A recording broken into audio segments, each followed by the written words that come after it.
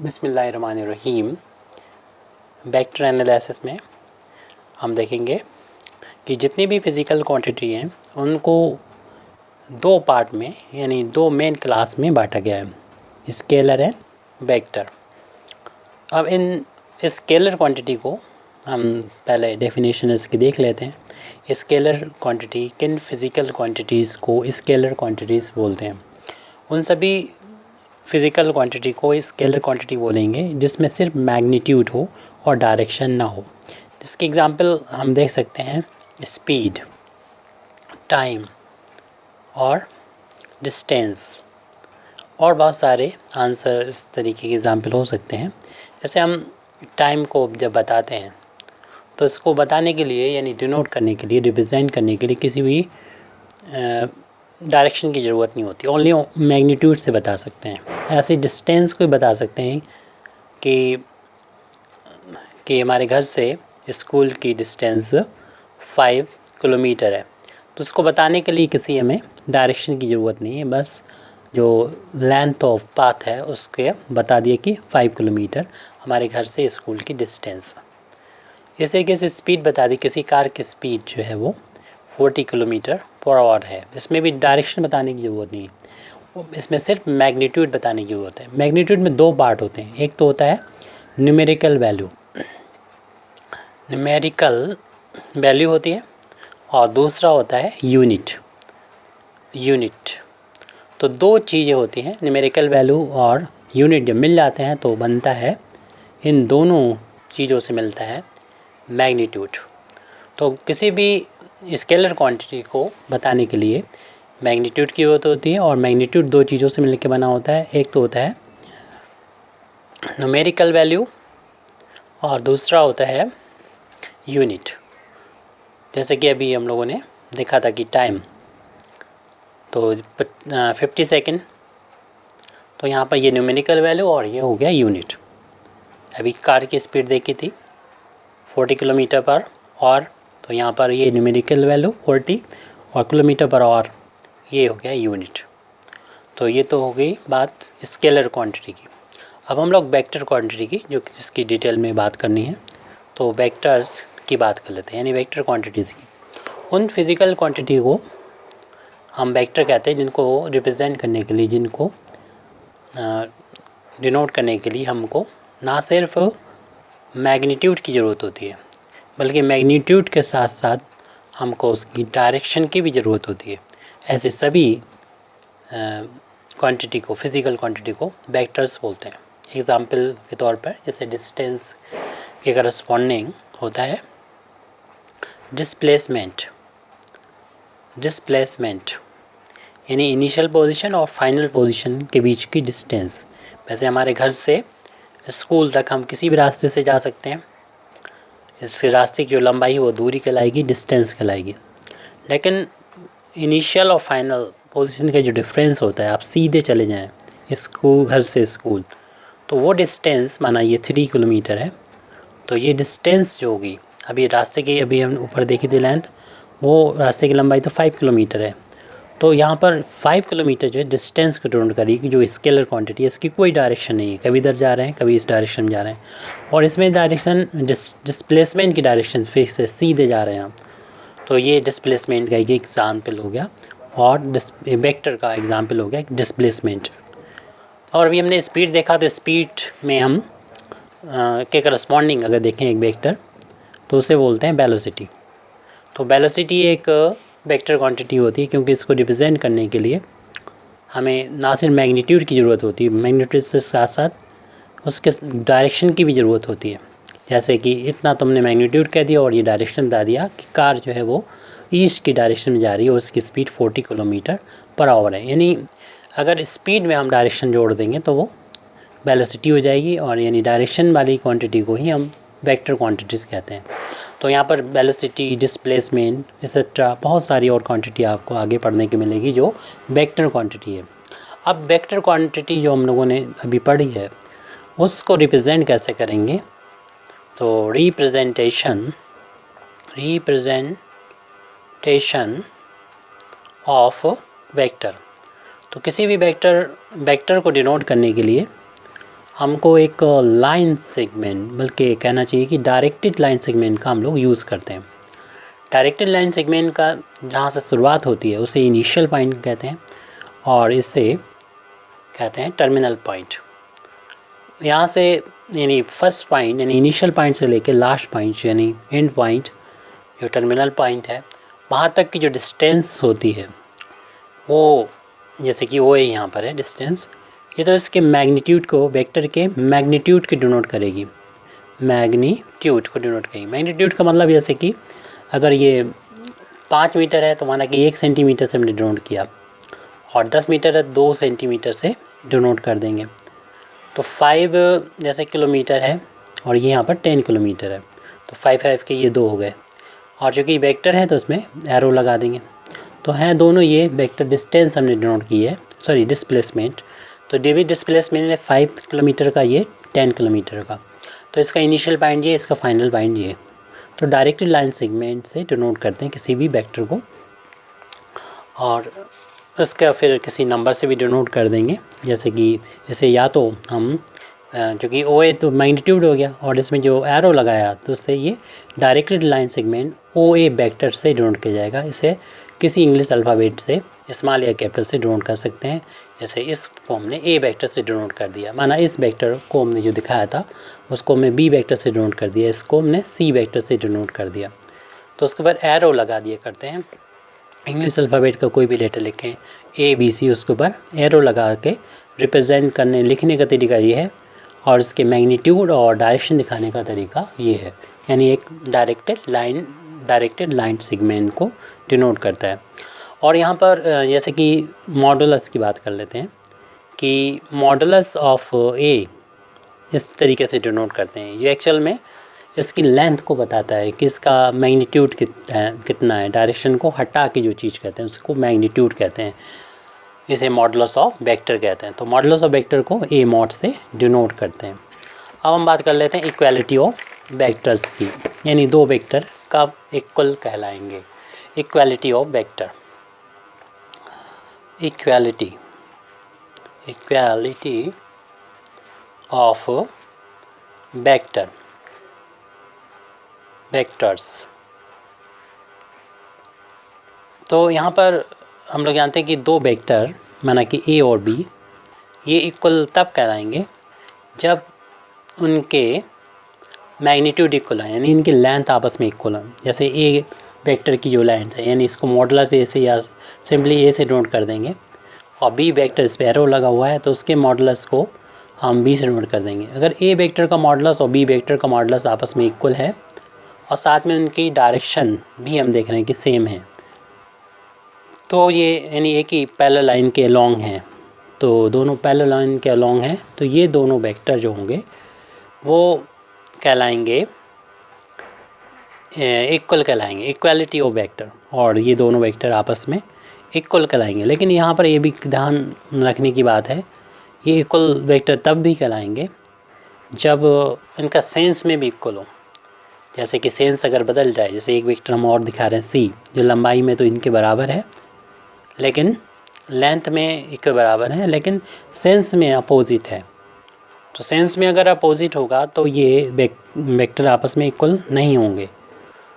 तो all vector which have the same magnitude and direction whatever their situation in space may be will be considered as equal और identical।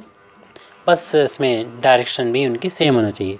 Means यहाँ पर कहने का ये है कि एक वेक्टर ए है, अब इसके पैरेलल कोई वेक्टर हो, चाहे वो स्पेस में कहीं पर भी हो, यानी एक वेक्टर ये और दूसरा वेक्टर ये, इसके पैरेलल अगर है तो ये कहीं पर भी हो स्पेस में, तो वो आपस में इक्वल तब कहलाएंगे अगर मैग्नीट्यूड में भी इक्वल होंगे और डायरेक्शन में भी इक्वल होंगे, तब उनको कहेंगे इक्वल वेक्टर कहेंगे। यहाँ पर ए और बी तो आपस में इक्वल थे लेकिन सी वेक्टर इक्वल नहीं थी, हालांकि इनकी लेंथ इक्वल थी और पैरेलल भी थे, लेकिन सेंस इनका अलग था, इसलिए ये वेक्टर भी आपस में इक्वल नहीं होंगे। अब हम बात कर रहे हैं ट्रायंगल लॉ ऑफ एडिशन, यानी दो वेक्टर को हम किस तरीके से जोड़ेंगे। तो उसके लिए दो लॉ होते हैं, तो हम एक लॉ यहाँ पर बता रहे हैं। एक तो ट्रायंगल लॉ होता है, दूसरा होता है पैरेललोग्राम लॉ। तो ट्रायंगल लॉ ऑफ एडिशन, यानी दो वेक्टर को जोड़ने का ट्रायंगल लॉ। तो सबसे पहले तो हम यहाँ पर एक वेक्टर ए और बी माना कि हैं दो, ए का माना कि रिप्रेजेंटेशन हो रहा है ओ ए से हो रहा है, यानी डायरेक्टेड लाइन सेगमेंट ओ ए से डिनोट है, और दूसरा वेक्टर जिसमें हमें जोड़ना है बी को, वो वेक्टर एक दूसरी लाइन सेगमेंट से डिनोट है। इसको भी हम नाम नहीं दे रहे हैं, नाम अगर देंगे फिर हमें इसको भी देना पड़ेगा और फिर दिक्कत होगी। तो ये वेक्टर ए है और ये वेक्टर बी है, इन दोनों को जोड़ना है। जोड़ने के लिए आप क्या करें कि किसी एक वेक्टर को पहले हम ड्रॉ कर लेंगे, इनको जोड़ने के लिए, ऐड करने के लिए। एक वेक्टर को ड्रॉ किया, अब पहले वेक्टर के जो भी लिया पहले, यहाँ बी खींच लें या ये ले लें, तो इसका जो हेड होगा, ये इसका जो हेड होगा उसको दूसरे वाले के टेल से लगा दें, क्योंकि ये शुरुआत वाला जो होता है टेल कहलाता है, ये हेड कहलाता है। तो इसकी जब टेल को इसको हेड से ज्वाइन करेंगे तो ये बी वेक्टर हो गया।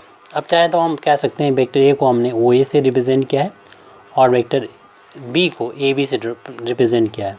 तो ओ से अगर ओ को अगर बी से ज्वाइन करेंगे तो ये एक्चुअल में ए ओ वेक्टर और बी वेक्टर के सम को रिप्रेजेंट करेगा, जिसको हम इसका रिजल्टेंट आर भी कह सकते हैं। तो ये सम को रिप्रेजेंट करेगा, यानी सम दो वेक्टर का जो है, यानी ओ ए वेक्टर और ए बी वेक्टर का जो सम है वो देख रहे हैं कि ओ बी वेक्टर है, जिसको हमने कैपिटल आर से डिनोट किया है। तो अब हम एडिशन ऑफ वेक्टर जो भी हम लोगों ने देखा और इसका ट्रायंगल लॉ के बारे में देखा कि दो वेक्टर हैं, तो वो दो वेक्टर अगर किसी ट्रायंगल की एक साइड को डिनोट करें और दूसरा वेक्टर दूसरी साइड को डिनोट करें, तो तीसरा जो साइड होती है वो उनके रिजल्टेंट के बराबर होती है। पहले वेक्टर के टेल से दूसरे वेक्टर को हेड से मिलाने पर जो ट्रायंगल बनता है उससे इसका रिजल्टेंट मिलता है।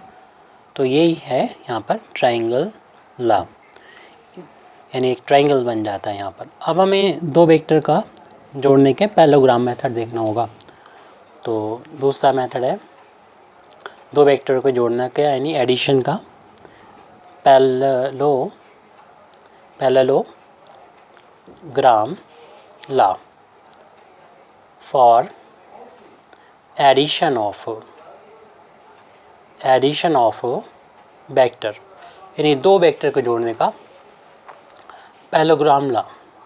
तो उसके लिए हमारे पास अगर ये दो वेक्टर गिवन है, एक वेक्टर ए और दूसरा वेक्टर बी, तो इनको ऐड करना है।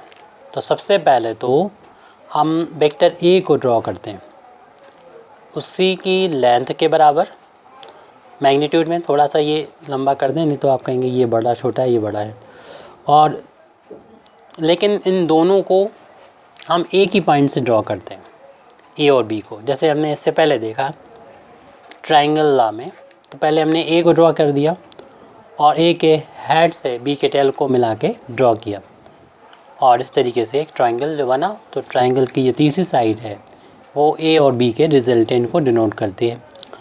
लेकिन अब अगर हमें parallelogram law of addition for addition of vector के लिए अगर देखना है, तो दोनों वेक्टर को एक ही पॉइंट से, इस पॉइंट को हम कुछ भी नाम दे दें, माना ओ ले दिया हमने, ओ से डिनोट कर दिया, एक ही पॉइंट से ड्रॉ कर दिया। इसमें ओ ए डिनोट कर रहा है वेक्टर ए को और ओ बी डिनोट कर रहा है वेक्टर बी को। अब अगर हम पैरेललोग्राम यहाँ पर कंप्लीट करते हैं, तो पैरेललोग्राम कैसे इन दो साइड से कंप्लीट करेंगे। पहले तो ओ ए के पैरेलल इस बी के हेड से जाने वाली एक लाइन ड्रॉ करेंगे, ये यानी ओ ए के पैरेलल होनी चाहिए। ऐसे ही अब इस वेक्टर ए का हेड जो कि ए पॉइंट है, तो यहाँ से इसके पैरेलल यानी ओ बी के पैरेलल यानी बी वेक्टर के पैरेलल ए के हेड से एक लाइन ड्रॉ करेंगे, जहाँ पर ये दोनों लाइन्स आपस में मिल जाती हैं। वैसे तो जा रही हैं आगे तक, लेकिन जहाँ पर मिलती हैं उस पॉइंट को इस ओ पर, जहाँ पर दोनों वेक्टर की टेल रखी हुई थी, उस पॉइंट से चलेंगे और जहाँ पर ये दोनों लाइंस मिल रही हैं इसको ज्वाइन अगर कर देते हैं, तो ये इन दोनों के रिजल्टेंट को यानी सम को डिनोट करेगी, जो कि इस पॉइंट को अगर हम नाम दे दें सी, तो ओ सी इन दोनों के यानी दोनों वेक्टर ए और बी के रिजल्टेंट को डिनोट करती है। एक्चुअल में होता क्या है, यहाँ पर भी ट्रायंगल ला ही है एक्चुअल में, क्योंकि पैरेललोग्राम की जो साइड्स होती हैं वो इक्वल होती है। अभी हमने पैरेलल इक्वलिटी ऑफ वेक्टर में देखा, दो वेक्टर अगर आपस में इक्वल हैं लेंथ में और डायरेक्शन में भी यानी सेंस में भी इक्वल हैं, तो यहाँ चूँकि पैरेललोग्राम की अपोजिट साइड इक्वल होती है और पैरेलल भी होती है और इक्वल भी होती है लेंथ में, तो ये अगर बी वेक्टर है तो वेक्टर ये भी ए सी भी बी से डिनोट होगा और सेंस भी हमने वही ले लिया। तो ए के हेड से बी के टेल को जोड़ा गया है, तो जो रिजल्टेंट आएगा इनका सम आएगा वो यानी ए प्लस बी, वो कैसे मिलेगा, ए के टेल से शुरू करेंगे और बी के हेड को मिला देंगे तो इनका रिजल्टेंट ए प्लस बी के बराबर होगा। तो यहाँ पर जो हमारा पैरेललोग्राम ला है इसमें छुपा हुआ है, ट्रायंगल ला भी छुपा हुआ है। अब हम ना सिर्फ इसके पैरेललोग्राम की बात कर रहे हैं, बल्कि अब इसके जो अलजेब्रा है यानी वेक्टर, इसकी जो प्रॉपर्टी है वेक्टर की, यानी वेक्टर एडिशन की जो प्रॉपर्टी है यानी वेक्टर एडिशन की जो अलजेब्रा है उसको देखेंगे। मीन्स कुछ प्रॉपर्टी वेक्टर्स की के एडिशन की। तो properties of vector addition, vector addition की कुछ प्रॉपर्टी है। नंबर 1 या कह सकते हैं इनका जो अलजेब्रा है कि vector addition is commutative. Vector addition जो होता है वो कॉम्यूटेटिव होता है। कॉम्यूटेटिव का मतलब कि वेक्टर ए में बी जोड़ दें या बी में ए जोड़ दें तो वैल्यू इक्वल आएगी, यानी वेक्टर का जो सम होता है वो कॉम्यूटेटिव लॉ को फॉलो करता है। तो इसको हम यहाँ पर देख भी सकते हैं, क्योंकि अभी पैरेललोग्राम जो हमने लगाया था तो ऐसे ही यहाँ पर दो वेक्टर, इसको अगर प्रूव करना चाहते हैं तो यहाँ पर दो वेक्टर, ये रफली हम प्रूव कर रहे हैं समझने के लिए, इसको सिर्फ इसी हिसाब से नहीं कि इसको हमें प्रूव करना है, समझने के लिए बस देखना चाहें और प्रूफ डिटेल में करना चाहें तो आप कर सकते हैं इसको। तो दो वेक्टर का सम कैसे निकालते हैं, तो अगर हम पैरेललोग्राम मेथड का यूज़ करें तो उसके लिए एक ही पॉइंट से यानी ओ पॉइंट से वेक्टर ए को डिनोट कर देंगे ओ ए से और बी वेक्टर को डिनोट कर देंगे ओ बी से।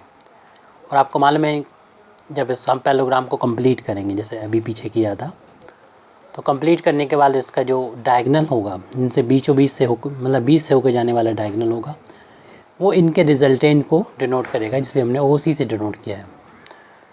तो ओ सी पैरेललोग्राम से, पैरेललोग्राम ला से ओ सी एक्चुअल में ए प्लस बी को डिनोट करेगा। और हम यहाँ पर देख रहे हैं कि जितना हमारा ए सी जो वेक्टर, अगर ए सी वेक्टर की बात करें तो ए सी वेक्टर क्या है, ओ बी वेक्टर ही है, क्योंकि इसकी पैरेललोग्राम के अपोजिट साइड इक्वल होती है लेंथ में भी और हम सेंस भी ले रहे हैं ए से सी की तरफ, तो इधर भी ओ से बी की तरफ है और इसकी वैल्यू कितने के बराबर है, बी के बराबर है। क्योंकि अब हमें दिखाना होगा बी प्लस ए जो होगा वो अभी हम ये लेके चले क्वेश्चन नंबर 1 डाल दिया, बी ए प्लस बी को भी हमने ओ सी प्रूव किया। इससे देखेंगे बी प्लस ए भी ओ सी के बराबर होगा। बी प्लस ए का मतलब ये होगा कि पहले हम बी को जोड़ेंगे फिर ए को जोड़ेंगे और बी सी की वैल्यू भी इसी तरीके से हम देख रहे हैं कि ओ ए के बराबर है। ओ ए की वैल्यू जो है वेक्टर ए के बराबर है, जैसे कि अभी ऊपर लिखा था।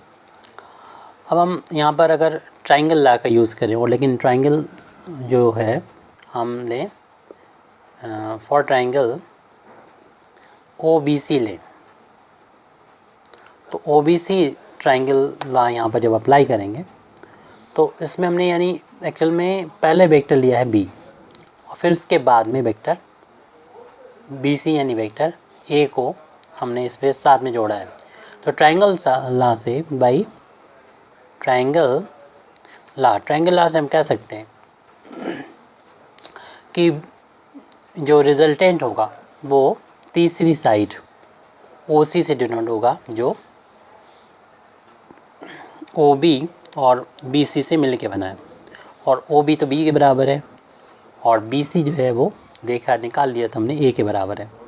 इसे जाए इक्वेशन नंबर 2 डाल देंगे और इस तरीके से ओ सी जे आ जाएगी। और हमारे लिए ये भी बेहतर रहेगा कि अगर इक्वेशन नंबर 1 हम ऑब्टेन करें इस ट्राइंगल से, यानी ट्राइंगल ओ ए सी से, यानी फॉर ट्राइंगल ओ ए सी, और इसमें भी ट्राइंगल ला ही यूज़ कर लें, वाई ट्राइंगल ला, तो इसमें ओ सी रिजल्टेंट जो होगा वो इन दोनों वेक्टर यानी ओ ए और ए सी का सम जब करेंगे तब ये ए सी से डिनोट होगा, यानी इनका सम ओ सी से डिनोट होगा। और इक्वेशन नंबर 1 और 2 से हम कह सकते हैं कि ओ सी लेफ्ट हैंड साइड सेम है तो राइट हैंड साइड भी सेम होगी, यानी ए प्लस बी का जो सम है वो बी प्लस ए के बराबर होगा, इक्वल होगा। अब हम तीसरा यहाँ पर दूसरा इसकी प्रॉपर्टी देख रहे हैं वेक्टर की, कि vector addition is associative. Vector addition associative होता है, मीन्स अगर 3 वेक्टर ले लिए जाएँ ए बी सी, तो बात करें वेक्टर एडिशन की, और एडिशन है तो प्लस करना होगा ए बी सी। अब इनका सम जो होता है एसोसिएटिव होता है, इसका मतलब ये हुआ कि 3 वेक्टर जोड़ना, 3 वेक्टर तो एक साथ कोई भी नहीं जोड़ सकता, यानी सुपर कंप्यूटर भी जो है वो कोई भी 3 वेक्टर का नंबर भी सिंपल से नहीं जोड़ सकता। पहले उसे कोई 2 जोड़ना होंगे, माना कि ए बी को जोड़ लिया, उसके बाद जो रिज़ल्ट आया उसको सी में जोड़ा। या ऐसा भी कर सकते हैं कि पहले हम बी और सी को जोड़ दें, पहले का मतलब पहले ब्रैकेट लगा के इसे सॉल्व, ब्रैकेट लगाते हैं, इसका मतलब पहले ब्रैकेट को सॉल्व करते हैं और फिर जो रिज़ल्ट आ जाए उसमें ए जोड़ें, तो दोनों आपस में बराबर होंगे। तो ये भी वेक्टर, इसको भी हम प्रूव करके रफली देख सकते हैं। इसका प्रूफ देखना कि माना कि 3 वेक्टर ए बी सी हैं जो डिनोट हो रहे हैं, यहाँ पर वेक्टर ए डिनोट हो रहा, माना कि ए बी वेक्टर से, ये वेक्टर ए डिनोट हो रहा है ए बी से, और बी सी से वेक्टर बी डिनोट हो रहा है, और सी डी से माना वेक्टर सी डिनोट हो रहा है, वेक्टर सी डी से डिनोट हो रहा है। तो हम यहाँ पर किस तरीके से इनको जोड़ेंगे? सबसे पहले तो हम ए प्लस बी निकालें, तो आपको मालूम है कि ए प्लस बी जो है, और इसको हम दोबारा से बना लें, यानी बिल्कुल ऐसे ही कि 3 वेक्टर को जोड़ना है, ए वेक्टर फिर सी, बिल्कुल सेम फिगर होगा, और ये माना पॉइंट सी है और ये डी पॉइंट डाल दें, ऐसे ही यहाँ पर भी ये वेक्टर बी डिनोट कर रहा है बी सी को, और ये जो डी पॉइंट है इसको सी से मिलाएंगे तो ये सी वेक्टर को डिनोट कर रहा है। तो ये दोनों एक ही फिगर बनाना है बिल्कुल आपको। अब यहाँ पर हम पहले ए प्लस बी निकालेंगे, तो यानी ए वेक्टर में, यानी लेफ़्ट हैंड साइड अगर निकालना चाहते हैं तो ए प्लस बी का मतलब है कि ए को ड्रॉ करा, उसके बाद बी को उसमें जोड़ेंगे, तो जो तीसरी साइड होगी ट्राइंगल की वो हमें ए प्लस बी प्रोवाइड करेगी। तो ए प्लस बी ये आ गया। अब इस ए प्लस बी में, और इस तरफ भी हम ये काम थोड़ा सा कर लें कि अगर ये करना है, ए बी प्लस सी करना है, तो पहले बी में सी जोड़ेंगे, तो इससे हमें ये मिला, पहले बी प्लस सी, ये डिनोट करेगा बी प्लस सी को डिनोट करेगा, यानी लेफ़्ट और राइट दोनों साथ साथ चल रहे हैं फिगर में। इसके बाद अब हम ये अगर पूरा निकालना चाहते हैं ए प्लस बी में सी जोड़ेंगे, यानी ए प्लस बी तो एक वेक्टर हो गया, और उसके हेड से, यानी ए प्लस बी के हेड से सी के टेल को जोड़ दिया, तो रिजल्टेंट ट्राइंगल ला से दोबारा से निकालना है। तो तीसरी साइड, ये वाली साइड होगी तीसरी, वो इसके रिजल्टेंट ए से शुरू करेंगे, डी पे खत्म करेंगे, रिजल्टेंट को डिनोट करेगी, जो एक्चुअल में क्या होगा, ए प्लस बी तो पहले से जुड़ा हुआ है और दूसरा प्लस सी और इसमें आ गया। ऐसे ही यहाँ पर हम राइट हैंड साइड को लेके चल रहे थे, तो पहले बी प्लस सी को जोड़ा, अब ये आ गया यहाँ पर बी प्लस सी इतना, ये एक वेक्टर है। अब इसमें ए में हम इसको जोड़ेंगे, तो पहले ए को ड्रॉ कर लिया और उसमें फिर बी प्लस सी को जोड़ा, तो ए के हेड से बी के टेल को मिलाया, तो शुरुआत यहाँ से करी थी और ख़त्म वहाँ पर हो रहा है, तो इसको इस तरीके से जोड़ दिया। तो ये भी इसी चीज़ को नोट कर रहा है, लेकिन इसको लिखेंगे ऐसे कि ए में जोड़ा है बी प्लस सी, तो सेम फिगर होंगे और यहाँ पर देख रहे हैं कि इनकी लेंथ को अगर नापा जाएगा तो ये मैग्नीट्यूड में भी आपस में इक्वल होंगे और इसकी डायरेक्शन भी सेम होंगी, सेंस में भी सेम होंगे। इसको इस तरीके से भी हम अलजेब्रिकली भी डिनोट कर सकते हैं कि लेफ़्ट हैंड साइड ले लें a प्लस बी प्लस का c। तो ए बी क्या है, ए वेक्टर ए क्या है, वो ए बी वेक्टर के इक्वल है और ये बी क्या है, वो बी सी वेक्टर के बराबर है, लेकिन इसको हमें पहले ऐड करना है। फिर उसके बाद सी क्या है, सी डी के इक्वल है। अब यहाँ पर ए बी और सी डी को पहले जोड़ना है, तो A B plus B C, तो बीच वाले को हटा दीजिए बी बी को, ए सी हो गया, ये ए सी फिगर में देख लें ए सी के बराबर हो गया। उसको सी डी में जोड़ेंगे जिस तरीके से अभी जोड़ा था कि ए सी में अगर सी डी जोड़ना है तो बीच वाला सी हटा दीजिए, ये बराबर हो जाएगा ए डी के। तो हम इसे कह सकते हैं इक्वेशन नंबर 1 डाल लेंगे इस इतने आर्टिकल के लिए। अब हम राइट हैंड साइड को भी इसी मेथड से निकाल लें। फिगर को ध्यान में रखेंगे, यानी ए प्लस बी प्लस सी है, तो फिगर में पीछे देखिएगा कि ए वेक्टर में जो है वो ए बी वेक्टर से डिनोट था और बी हमारा बी सी वेक्टर से डिनोट था और C vector C D vector से डिनोट था। तो पहले ब्रैकेट को सॉल्व करने का मतलब है कि इनको पहले जोड़ दें, तो इसमें सी कॉमन है और वैसे फिगर में देख लीजिएगा ये बी बचा हुआ बी और डी के बराबर आ जाएगा, बी डी। ऐसे इन दोनों को जोड़ना है तो ये बी कॉमन हो गया, तो ये ए डी के इक्वल आ गया। इस तरीके से देख रहे हैं कि हमारा जो लेफ़्ट हैंड साइड था और राइट हैंड साइड है दोनों ही ए डी के इक्वल आ गए। तो हम यहाँ से कह सकते हैं this implies that from equation number 1 and 2 equation से कह सकते हैं कि ए प्लस बी में हम लोगों ने सी जोड़ा तो वही आया जो ए में जोड़ा बी प्लस सी, यानी 3 वेक्टर को हम किसी भी ऑर्डर में जोड़ दें तो उनका रिज़ल्ट सेम आता है।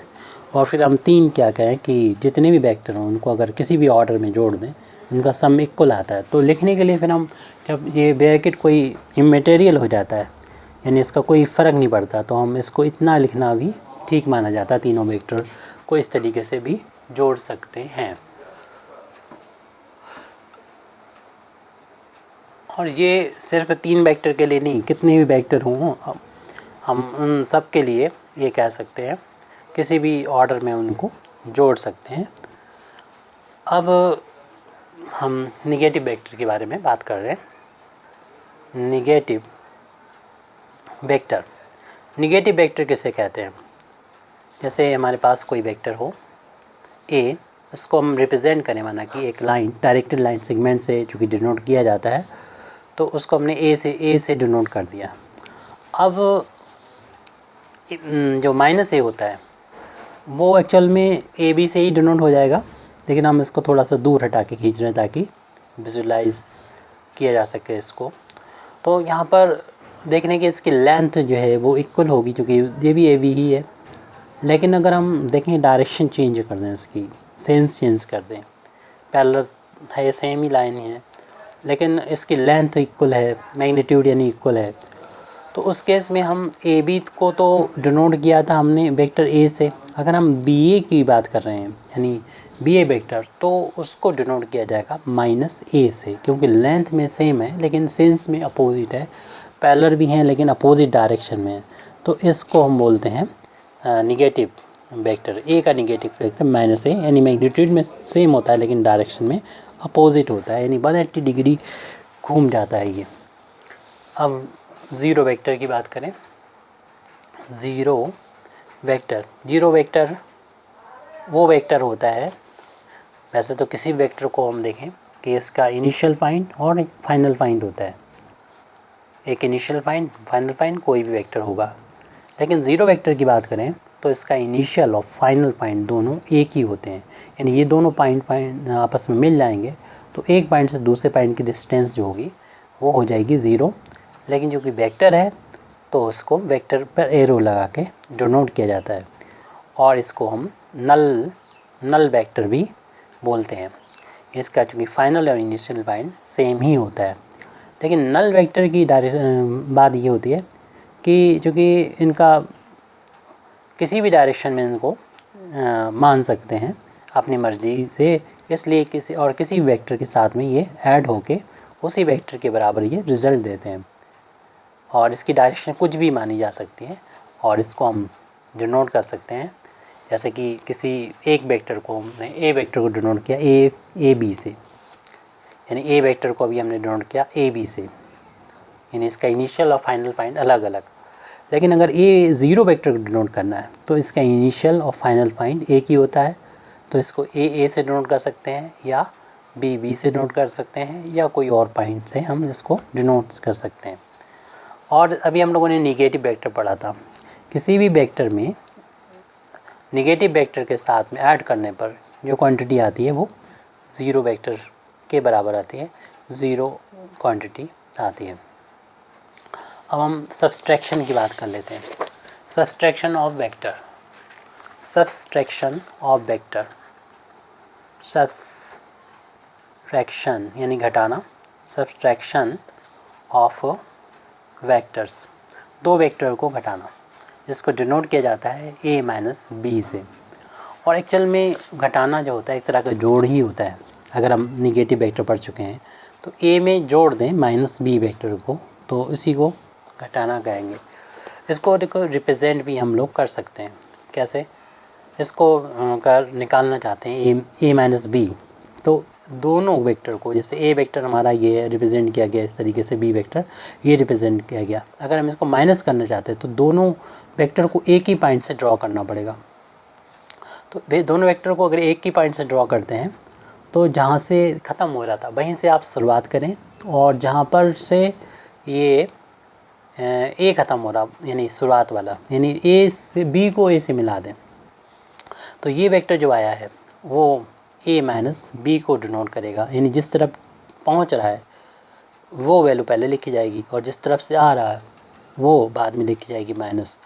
तो अगर माना कि ये हमने डिनोट कर दिया ओ ए पॉइंट से, ये ओ बी पॉइंट से, तो बी ए जो डिनोट करेगा वो ए माइनस बी को डिनोट करेगा। इसके पीछे जो छुपा हुआ है वो आपका देखें पैरेललोग्राम इस मेथड है, क्योंकि अगर हम इसको इस दो लाइन से ओ ए और ओ बी से पैरेललोग्राम कंप्लीट करें तो इसके पैरेलल बी से पॉइंट ड्रॉ करें, ऐसे ही ए से पॉइंट से ओ बी के पैरेलल लाइन ड्रॉ करें तो ये पॉइंट माना कि सी पॉइंट मिल जाता है। तो क्योंकि ये पैरेलल के अपोजिट साइड इक्वल होती हैं तो ये भी लेंथ में चूँकि बी के इक्वल होगी, लेकिन हम यहाँ पर अपोजिट लेना चाहते हैं। ये ए प्लस बी तो इसको डिनोट कर रहा है बी को, हम इसको डिनोट करना चाह रहे हैं सी को। अगर अपोजिट ले लिया तो लेकिन लेंथ में इक्वल था तो बी तो होगा वेक्टर, लेकिन अपोजिट है तो माइनस बी। अभी हम पढ़ चुके हैं निगेटिव वेक्टर के बारे में। तो ये वेक्टर लेंथ में इक्वल है और बी सी डायरेक्शन में भी सेम लिया है, तो ये ए वेक्टर को डिनोट करेगा। तो देख रहे हैं कि जब बी सी में सी ए जुड़ेगा तो वो बी ए के बराबर आएगा, और बी सी वेक्टर ए के बराबर है और सी ए जो है वो माइनस बी वेक्टर के बराबर है।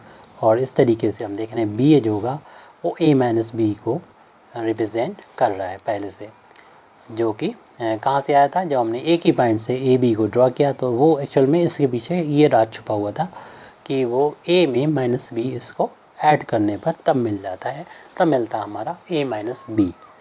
तो ए माइनस बी हमारा इस तरीके से आया है।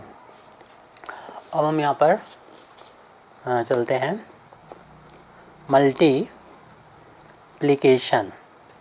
Multiplication of A vector by a scalar, यानी किसी स्केलर नंबर से किसी वेक्टर में मल्टीप्लाई करना। तो कोई वेक्टर अगर ए है उसमें किसी स्केलर माना कि के से मल्टीप्लाई करेंगे तो जो क्वांटिटी मिलेगी, ए में मल्टीप्लाई किया हमने के से, तो ये क्वांटिटी मिली है वो भी एक वेक्टर क्वांटिटी होती है। उसकी डायरेक्शन के की वैल्यू पे डिपेंड करती है। के अगर पॉजिटिव है तो ए की डायरेक्शन अगर ये है तो के ए जो वेक्टर मिला उसकी डायरेक्शन भी वही होगी जो ए की होगी, बस उसकी लेंथ के की वैल्यू पे डिपेंड करेगी। अगर ये एक से ज़्यादा है इसकी लेंथ बढ़ जाएगी, अगर एक से कम है तो इसकी लेंथ ए से भी कम हो जाएगी। तो और ये इस तरीके के, जैसे कि हम देखें एक पर्टिकुलर केस ले लें, ए वेक्टर हमने ये ले लिया तो 2a वेक्टर क्या होगा, यानी हमने के की वैल्यू अगर 2 ले लिए तो उसकी ए के पैरेलल ही होगा ये, लंबाई ए से दुगनी हो जाएगी। ये इतनी ए की लंबाई अगर इतनी थी तो 2a एक्चुअल में इस वेक्टर को डिनोट करेगी जिसकी लंबाई इसकी ट्वाइस होगी।